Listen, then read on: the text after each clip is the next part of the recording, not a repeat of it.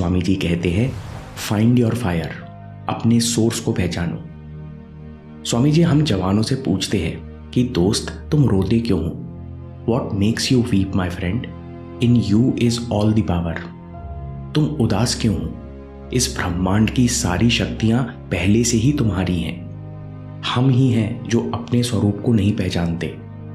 हम ही हैं जो अपनी आंखों पर हाथ रख लेते हैं और फिर रोते हैं कि कितना अंधेरा है। स्वामी जी कहते हैं, इस शक्ति को जगाओ और तुम पाओगे कि ये पूरा ब्रह्मांड तुम्हारे कदमों में है। It is the spirit alone that rules, not the matter. क्योंकि तुम्हारी आत्मा सारी परेशानियों और पदार्थों से श्रेष्ठ है। Stop ignoring your power. Swami ji कहते हैं, आप अभी नहीं जानते, लेकिन ब्रह्मांड की अनंत शक्तियों का सोर्स पहले से आपके अंदर बैठा हुआ है। प्रैक्टिकल टिप, अपने ऊपर विश्वास रखो, पॉजिटिव एटीट्यूड रखो, खुश रहो, तो वो अनंत शक्ति खुद ब खुद आपके अंदर चमकने लगेगी।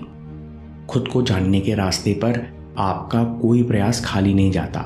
इस रास्ते पर कोई फेलियर नहीं होता। आप जितना खुद का असली स्वरूप जानोगे, उसका परिणाम कई गुना होकर शक्ति के रूप में मिलेगा।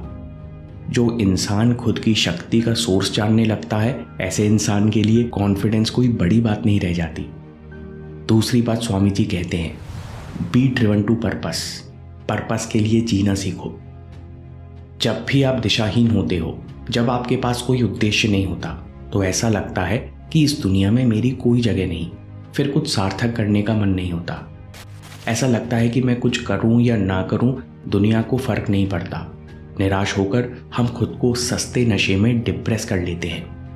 एक्चुअल रियलिटी इस विचार के बिल्कुल उलट है, क्योंकि ब्रह्मांड स्पेयर पार्ट्स नहीं बनाता।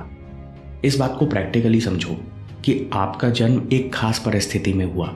आपके जीवन अनुभव, आपके विचार, संघर्ष में जन्मी आपकी योग्यताएं आपको दुनिया से अलग नहीं बल्कि यूनिक बनाती हैं।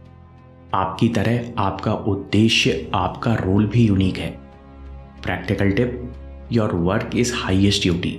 यानी जो काम आपके सामने है वो ब्रह्मांड ने खास आपके लिए अरेंज किया है। चाहे वो रिसर्च लैब में कैलकुलेशन करना हो या कुछ डिज़ाइन करना या गाड़ी चलाना, जो भी काम आपके सामने है उसे अपनी हाईएस्ट ड्यूटी मानकर पूरा करो। ऐसा करने से आप अपने मन को जीतना शुरू हो जाते हो। कैसे?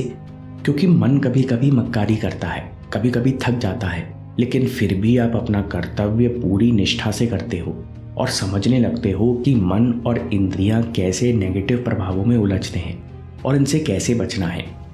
साथ में आप अपने काम के प्रति उत्साह और ऊर्जा महसूस करते हो। आप ड्रिवन महसूस करते हो, तो आप अच्छा काम भी करते हो, जिस कारण आपको अपनी काबिलियत पर आत्मविश्वास प्रकट होता है।